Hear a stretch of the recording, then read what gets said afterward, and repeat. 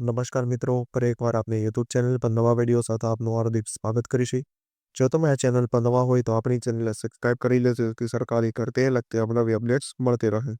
હવે જો તમે આપણા વોટ્સએપ ગ્રુપમાં ન જોડાયા હોય તો તેની લિંક ડિસ્ક્રિપ્શન બોક્સમાં આપેલી છે, જેમાં ક્લાસ 3ની ભરતીઓ તે ઉપરાંત શિક્ષક ભરતી અને આંગણવાડી ભરતી માટે અલગ અલગ લિંક આપેલી છે, તેના જ તમે જોડાઈ શકો છો।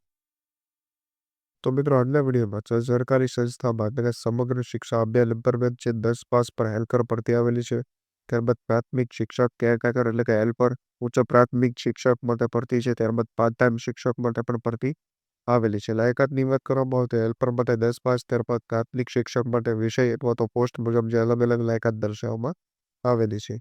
વેતનની વાત કરવામાં આવે તો શિક્ષક માટે 23,000, ત્યારબાદ એનટીએસ એટલે કે મલ્ટીટાસ્કિંગ સ્ટાફ માટે 12,000, હેલ્પર માટે 5,000 જેવો અલગ અલગ પોસ્ટ માટે જે પગાર દર્શાવવામાં આવેલો છે। તો આ વિશેની સંપૂર્ણ વિગતવાર માહિતી આપણે આ વિડીયોમાં આગળ મેળવીશું। તો ચાલો મિત્રો વિડીયો શરૂ કરીએ।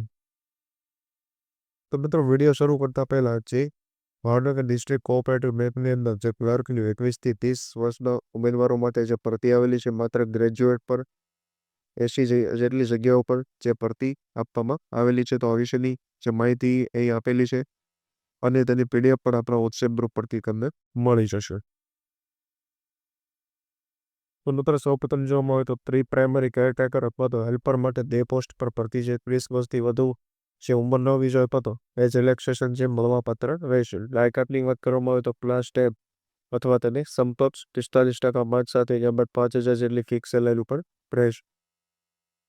ત્યારબાદ primary school teacher English medium માટે 8 જગ્યાઓ પર કરતી છે, તેમાં જે અલગ અલગ લાયકાત દર્શાવવામાં આવેલી છે, તો જે તમને જે લાગુ પડતી હોય તે રીતે તમે માહિતી જોઈ એપ્લાય કરી શકો છો।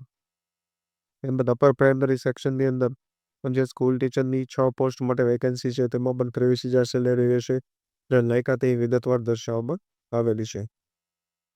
ત્યારબાદ પાર્ટ ટાઈમ ઇન્સ્ટ્રક્ટર માટે જે 12 પાસ અને જે ડિગ્રી અથવા ડિપ્લોમા સર્ટિફિકેટ સ્પીકર એન્ડ વિઝિક પણ માગવામાં આવેલી છે। ત્યારબાદ એકાઉન્ટન્ટ માટે કરતી છે, એમટીએસ માટે 10 પાસ પર ભરતી આપવામાં આવેલી છે।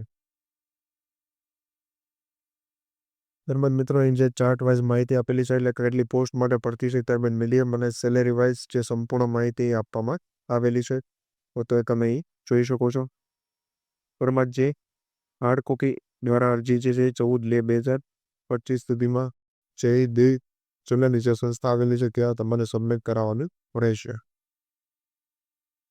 તો મિત્રો તમે જોઈ શકો છો UP administration of Dadra Nagar Haveli અને દમણ દીવ માટે જે સમગ્ર શિક્ષા અભિયાન અંતર્ગત જે ભરતી આપવામાં આવેલી છે, શોર્ટ ટર્મ કોન્ટ્રાક્ચ્યુઅલ બેઝ ઉપર જે બેસિસ પર ગવર્મેન્ટ સ્કૂલ્સ અને સમગ્ર શિક્ષા ઓફિસ દીવ માટે આ ભરતી છે।